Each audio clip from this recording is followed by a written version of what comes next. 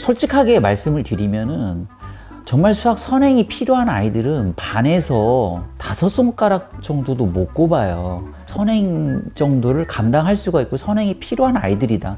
이런 아이들은 정말 5명 내외라고 생각을 하거든요. 그러면 나머지 아이들은 수학 선행을 하면 안 되는 아이들이에요. 예를 들어서 3학년 아이인데 5학년 그 선행을 한다 쳐봅시다. 근데 이 아이는 지금 3학년 것도 이해가 갈랑말랑 하는 거예요. 그런데 4학년 걸 하는 것도 아니고 5학년 걸 1년, 2년 앞서서 선행을 갖다 하게 되면 이 아이는 당연히 이해가 갈까요, 안 갈까요? 안 가죠. 초등학교 아이들은 이해가 안 가면은 어떤 공부 방법을 선택하느냐면은 암기를 하려고 덤벼요. 왜냐하면 이 초등학교 아이들이 가장 잘하는 게 암기거든요.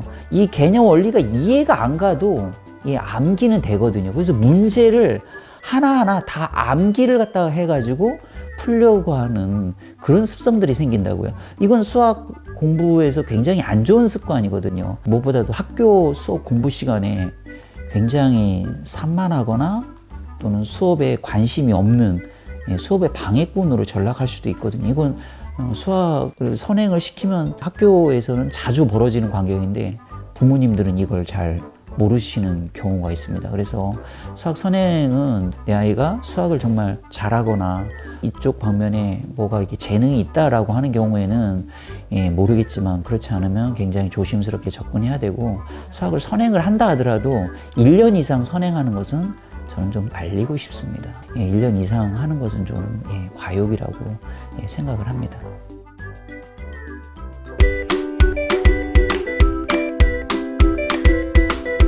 일단은 부모님들이 학원을 보내는 이유를 갖다가 한번 곰곰이 한번 생각을 갖다가 해보시면 좋을 것 같아요. 부모님들이 왜 학원을 보내죠? 내 아이가 수학을 잘하게 하기 위해서인가요? 아니면 불안해서일까요?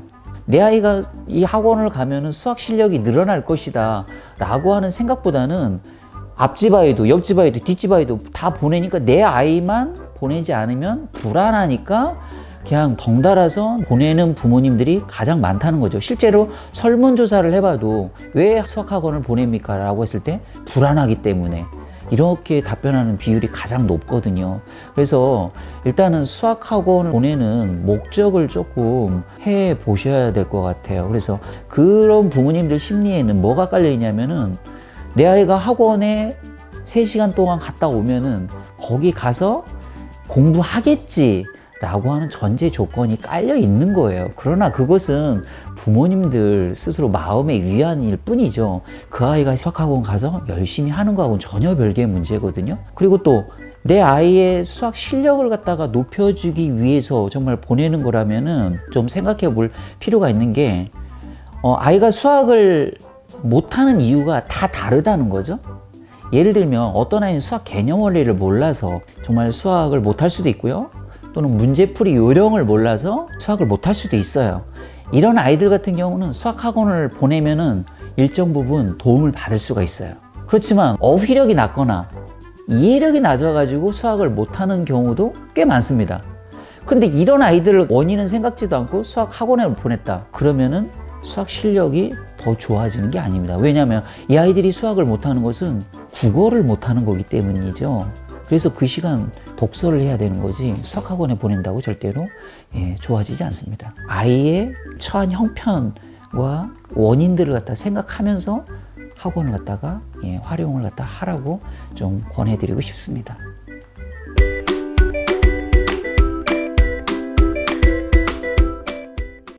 수학을 잘하는 방법은요, 수학을 조금씩이라도 매일 하는 거예요. 일주일에 5시간을 갖다가 수학 공부를 갖다가 한다고 했을 때 한 번에 5시간을 몰아서 하고 나머지는 안 하는 것보다 매일 월, 화, 수, 목, 금 하루에 1시간씩 계속 해주는 게 훨씬 더 효과적으로 해줄 수 있다는 거고요. 수학 그 문제집 같은 것을 갖다가 풀어주는 게 좋아요. 수학은 다양한 문제를 많이 풀어보는 아이들이 그 유리할 수밖에 없고 수학을 잘할 수밖에 없거든요. 그래서 수학 문제집을 하루에 집에서 매일매일 꼬박꼬박 이렇게 풀어주는 게 좋은데 좀 몇 가지 원칙을 정해서 수학 문제집을 좀 풀어주는 게 좋습니다. 뭐냐면 일단은 자기의 어떤 수준에 맞는 수학 문제집을 갖다 선택하는 게 중요할 것 같고요. 그 다음에 수학 문제집을 갖다 풀 때는 그냥 풀지 말고 시간을 갖다 정해놓고 푸는 게 좋습니다. 예를 들어서 수학 문제집 2장을 갖다 풀 때 30분에 풀 수가 있다. 그러면은 타이머를 갖다 30분을 걸어놓고 풀기 시작하는 거죠. 그러면 굉장히 집중력 있게 수학 문제집을 풀 수 있을 뿐만 아니라 어떤 시험과 비슷한 환경을 만들어지기 때문에 시험 불안도도 낮출 수가 있다는 거죠. 그 다음에 문제집을 풀면 바로 해답지를 놓고서 반드시 채점을 하라는 거. 틀린 문제는 반드시 다시 풀어보라는 거.